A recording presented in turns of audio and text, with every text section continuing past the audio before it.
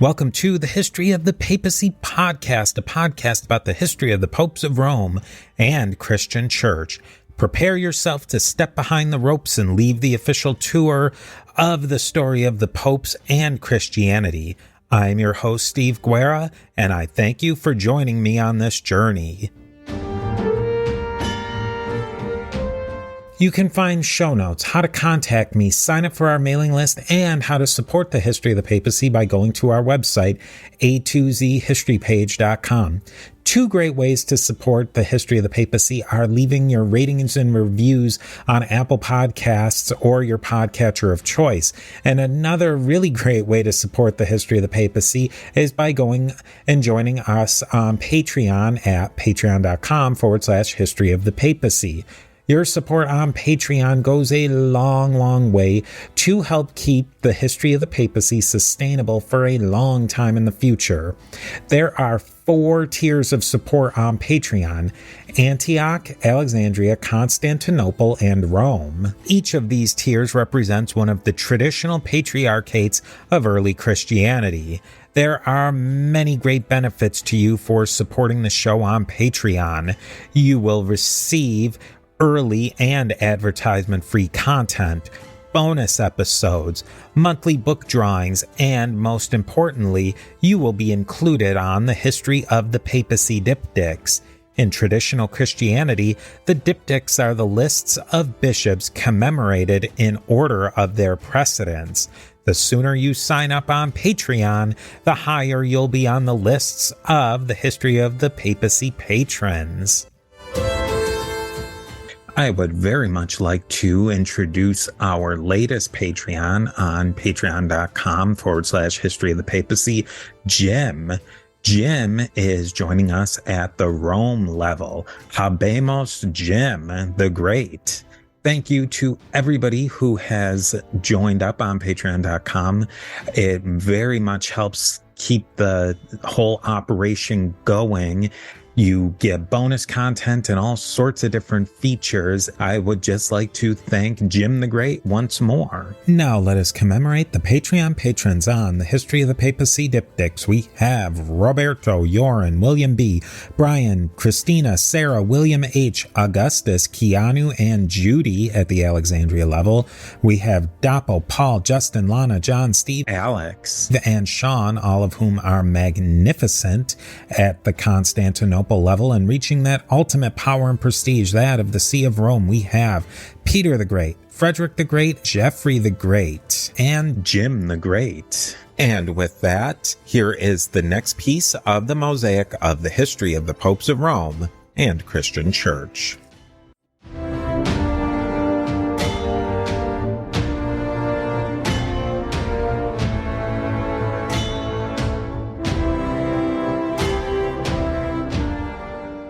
Welcome back to another episode in a series of episodes from the History of the Papacy podcast. Today, we are joined by Garry Stevens, host of the History in the Bible podcast, to talk about the Septuagint translation of the Bible. Garry, how are you doing down under today? I'm doing just fine on this sort of muggy, wet summer day. And we are not recording on the usual Saturday night. It's Monday night. It feels a little weird, or Monday nights, Tuesday morning. I suppose it might feel weird to you, Steve, but I'm retired. and to us old people, all days are the same. Do you sometimes lose track of the day? Yeah, I do, actually. I did yesterday. I had no idea what day it was. And with that marking of time, January of 2023 marks the 10th year anniversary of the History of the Papacy. We're getting a round of applause from Garry. Much has changed over the last 10 years, as people might suspect. But as the History of the Papacy, I produced hundreds of episodes, hours upon hours of content, and I've had my ups and my downs. We all have over the last 10 years, but it's definitely been an incredible journey for me. And I thank all of you dearly for joining me on this trip through the history of the popes of Rome and Christian Church. And I really have enjoyed every bit of the last 10 years, especially all the great people I've met through creating this podcast. I can't even begin to name all of the people who I've collaborated with, become friends with, and had wonderful conversations with.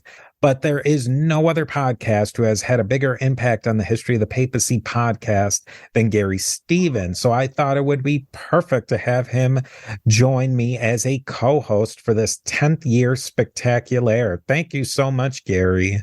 It is a pleasure. And dear listener, what you do not know is that Steve is the one who really kicked off my podcasting career. I remember I was in a Facebook group called History Podcasters, I suppose, and I was asking the group all sorts of questions. And Steve, who I had no idea who he was at the time, said, well, have you got a script? I wouldn't mind seeing it. I thought, yeah, I've just written a script, my very first script. Sent it off to Steve. He liked it. And so that was the encouragement I needed to actually start recording the whole show. So I owe Steve a debt of gratitude and thank you. No, it's my pleasure. I love when new podcasts start because then it drags more people into the pit of recording and trying to figure out microphones. Yeah. Descent into technical nightmares, but it's all gonna work out well today. And I just like to just a few short comments, reflections on 10 years of podcasting before we begin. And I mean, just with Garry, I tried to figure out the time that what percentage of the podcast you've been on, and I really couldn't, because it would have required a lot more work than that was probably worth, but it's a lot of time that we've been on the microphone together. Yeah.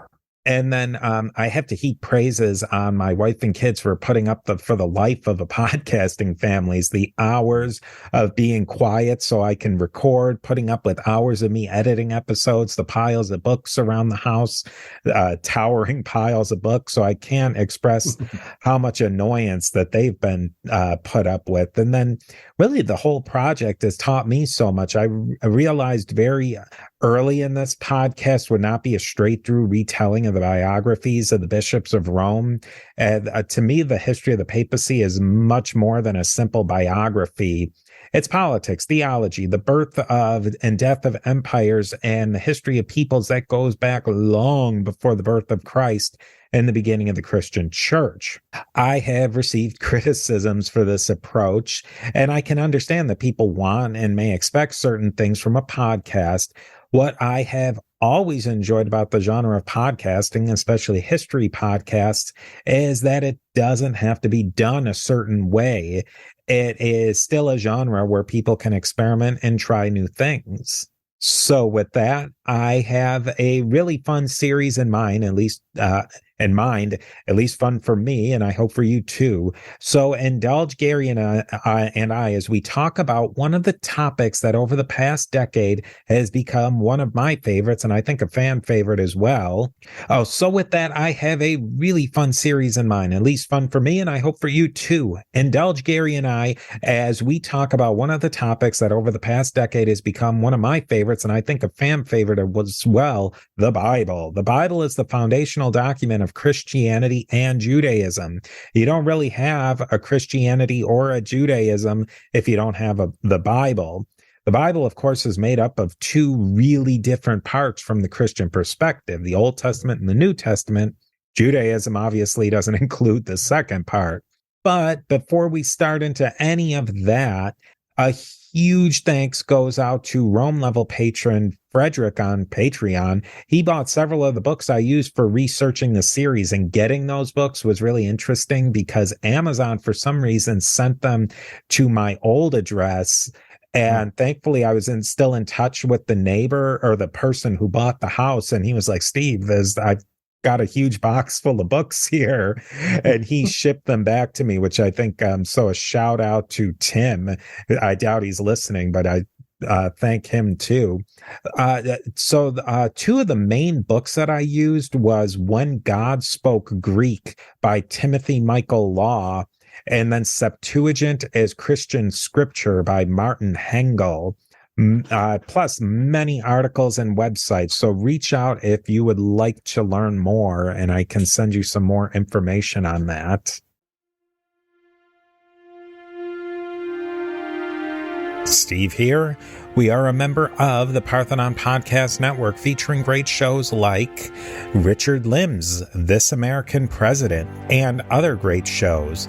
Go to parthenonpodcast.com to learn more, and here is a quick word from our sponsors.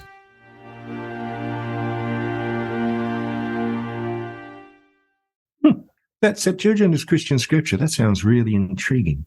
Okay, Steve. So our topic of the day in this special 10th anniversary edition is the Septuagint. Now, the Septuagint, which I suppose most people have never even heard of, is a particular translation of the Hebrew text into Greek.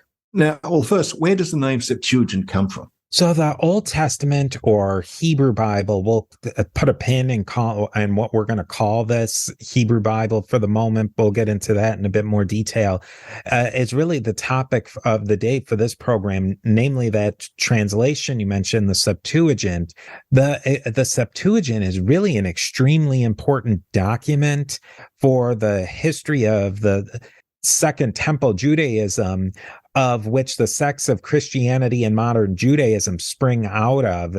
And so I really wanted to learn about and evaluate the impact of this translation, this incredible translation, on history. And the Septuagint shows there was a wide diversity of thought and text running through Second Temple Judaism. There was also a wide variety of just ideas floating around in this stew of Second Temple Judaism.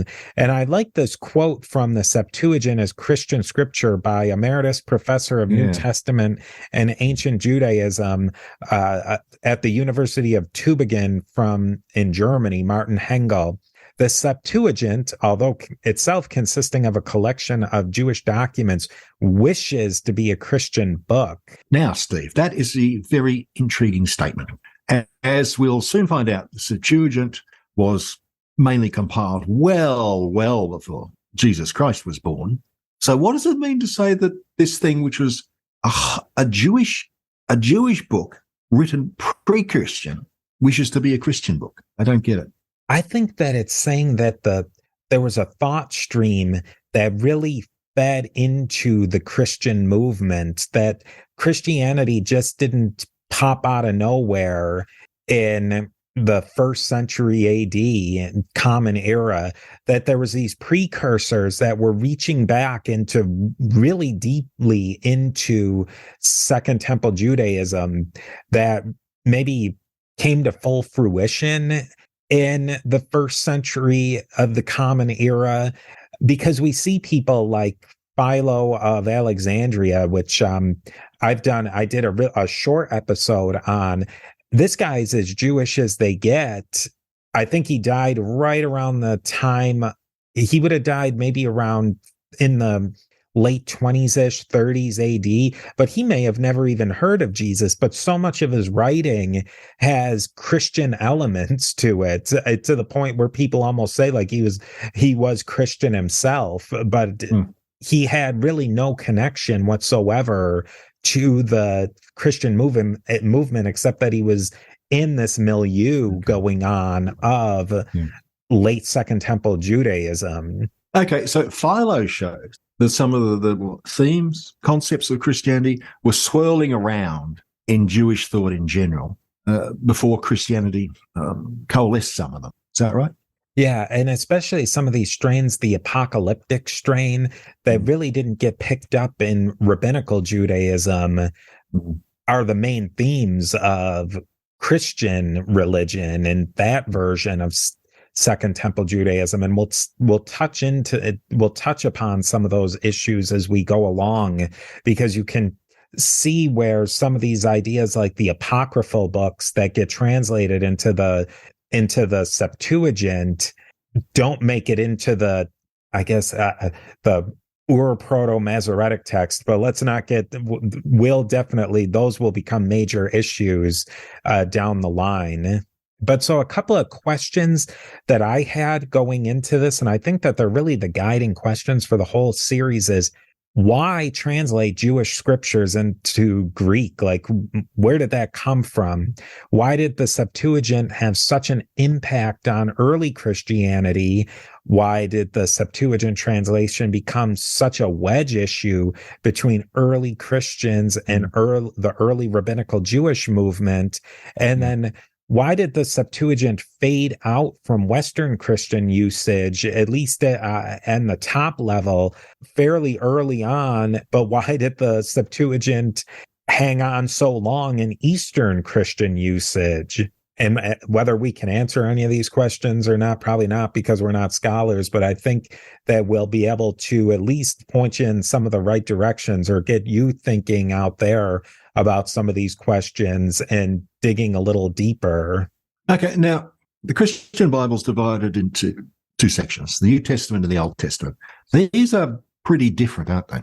Yeah, I mean, so the New Testament is a pretty tight and well-organized anthology. The New Testament's a group of documents written by a relatively small group of authors within a really specific time frame and geography. The authors are diverse in many ways, but not completely really out of left field from each other. It has the Gospels and the Book of Acts, which are really histories. Then it has the teaching and the pastoral letters. And for the most part, the New Testament was written entirely in the Hellenistic, Koine is how some people say it. I think you might pronounce it Kine. Is it Koine?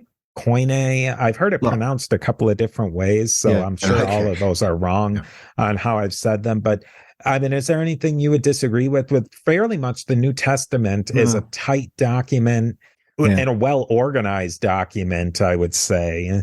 Yeah, it is a pretty compact little thing when you think about it. The point hadn't actually occurred to me, but yet compared to the Old Testament, it's, as you say, it's delimited very sharply in time, maybe about 150 years in total, from earliest book to latest book, maybe even a lot shorter, and it's very tightly organized thematically. I mean, the same sort of themes come through in almost every book, and they're fairly written by people within the same. I mean, if you that could be a whole different story. But most of the people may have even all known each other, but they're not that. They're probably a very similar education, similar background. Where the Old Testament or the Hebrew Bible or the Tanakh, it's a very different story. It's many different genres, authors writing over hundreds of years in different geographies. The Old Testament was written in Hebrew and in some cases the related Semitic tongue of Aramaic, and even some sections of it in Greek. And then not only those languages, but also written in different historical phases of those languages, particularly Hebrew. And Hebrew changed as a language, as all languages are wont to do.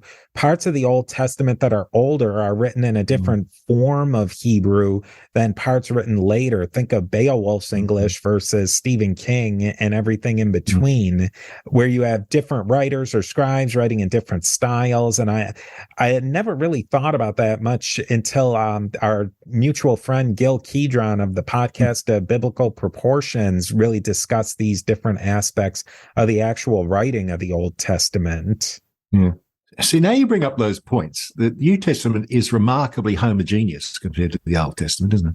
Yeah, I mean, and you think about it, say if you take the tightest difference, Paul wrote what, maybe 30s, 40s into the 50s AD. Yeah. And if you take the Gospel of John as the latest, at the latest, what do some scholars say, 180 AD, which I think is really, really pushing it. Steve here again with a quick word from our sponsors. I think the tendency nowadays is to date John to about the same time as Matthew and Luke, round about 100-ish. I think that's the modern trend in scholarship. I used to think John was written way later, but my reading over the years seems to indicate that. And even Revelation is dated to about 100. And the latest book is 2 Peter, I think, which is about 150. Yeah, so like you said, it's maybe a 100-year span, and the core of the document's really within maybe 50 years. And so the source of all these texts, though, particularly with the Old Testament of what we're going to focus on today, is the Septuagint. But what was the Septuagint a translation of, and what should we be calling this fountainhead text? Was there an original fountainhead text, or was there a textual tradition? There almost certainly wasn't one singular canonical text of what the Christians call the Old Testament. Scholars call the older pre-Septuagint text the Hebrew text, the Ur text, the Hebrew textual tradition. But I mean, what should we call it? The Tanakh, the Old Testament, the Hebrew Bible, all of these, they have issues that don't really fully explain what we're going for. So the Hebrew text, the Ur text, who knows? Keep all of these questions and concerns in the back of your mind, because we'll really start to delve into each one of them as we move along. Okay, now the Septuagint is a Greek language translation, and translation is never simple. So can you take us through some translation issues here? So as you said, translation's no easy matter, even in our modern age. Something like Google Translate and other machine translations are pretty good, and they've done a quantum leap since they first started not too long ago, within the last decade or so, and they get better all the time. But machine translations have their limitations. Not every language is available, even though that's another one where it's the languages that they translate it's mind-boggling that they can have machine translations of them. But they often miss subtle meanings as well. Translation is not as much a science as an art. It is objective, but it's also subjective. And the two main ways of translation are literal and then dynamic translations. And they exist on a spectrum from literal to dynamic, and really no translation is pure literal and no translation is pure dynamic. Literal translations are really, if you go to the most extreme side of the spectrum, is a word for word translation, similar in a way to machine translation. It works pretty well for simple sentences, but you pretty quickly lose the meaning of the original text and the sense of flow. And meaning and flow are really as important as anything for language. And then if you turn the dial all the way to the other end, you have the dynamic translation, and that's more of what's the meaning of the sentence or the passage or a paragraph or an entire section, and it's trying to maintain the greater meaning of the text and then maintain the style of the author, the metaphor, the rhyming scheme, alliteration, poetic elements. I've got an example. I know you've got an example, so I've got a totally different one. Okay, Steve. Now, I think one big scale example is English language translations of the Bible. The best-selling English translation of the Bible today is the New International Version. That takes a fairly dynamic route, a fair amount of paraphrasing. I use instead a translation called the New Revised Standard Version, which is also the one which tends to be used by scholars when they want to put a passage in English. The New Revised Standard Version, its motto was, as literal as possible, as free as necessary. So New Revised Standard Version versus New International Version is a perfect example of a literal-ish translation versus a dynamic-ish translation. Yeah, and it's really, they have to keep turning that knob back and forth. Yeah. So that if it's too much to literal, you're losing the real meaning of the text. You turn it too much to dynamic and you hit the problem of, is the translator changing the meaning of the text, or is the translator putting too much of their interpretation into a text? I've heard that examples of that with Dostoevsky. I just listened to something about a person who had read, I think it was Crime and Punishment in English translation, and he had, I don't know, he must have been trying to torture himself. He read it in like 3 different English translations and found like the latest one. There's one that I suppose is superb, but then he read it in the original Russian and got all sorts of different meanings out of it. So you see that there's almost a problem that you can't fix in reading something in translation. And then I thought of an example, or I didn't actually think of this. This one of an example came from the Timothy Law book of how do you translate even certain words? Like if you're going in a literal translation, like the word enchilada, say a Spanish text is being translated into English. Should enchilada literally be translated as a rolled bread filled with meat and cheese?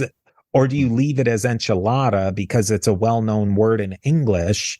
Does that idea of enchilada already exist in English? So do you translate it? Or is it saying, well, maybe certain people or demographics would know what enchilada is intuitively, but then maybe people in the other sections of English speaking world wouldn't be able to know that word intuitively. So how do you translate even just one simple word like that? That's actually, the third example is very good. Sometimes when I'm looking for recipes, the title of the recipe will be something like Lebanese lamb mince rissoles. And in my head, I think, you mean kofta, because that's what I know them as, kofta. And I'm thinking, you idiots. So to me, kofta is a perfectly usual word. I don't know how many people would understand it, but I eat a lot of Middle Eastern food. And it seems to be dumbing it down if you just say, if you just spell it out in English. But on the other hand, as you say, if you've never heard of a kofta, well, it's just this rando word. And it's almost like you need a gloss to say, or a footnote or something, a kofta or an enchilada is X, Y, and Z, and that to try and get it locked into your own language schema, that's what that is, so that you can go back and reread the text. And we're just talking about food items here. We're not talking about deep theological or scientific terminology. I have a little penguin recipe book, which must date from the 1970s. It's on Indian cooking. It's by an Indian, but in order to describe the techniques, etc., he uses highly obscure French cooking terms. Right. So he's talking about, and so we make the doom which is an Indian term, and we go blah, blah, blah, blah in highly elaborate French. And I'm thinking, you are making this so confusing, so confusing. That really ties into the Septuagint, because you're taking, in the 1970s, the French cooking method would have been the lingua franca, or the standard of what somebody would expect to know. Oh, you're going to fricassee it. And well, what the heck is fricasseing? Yeah. Especially in the context of Indian cooking. And it might not even exactly model what you're trying to do with the Indian cooking, but they're trying to use it, a term that people might be able to hook into. Yeah. Yeah, that's a good point. So now you see, just some of the issues that we're going to touch upon with translating such a complicated set of texts, and really a rich and deep and just dense set of texts into a whole nother language. I mean, we're just scratching the surface, but I think people can kind of see where we're going with this.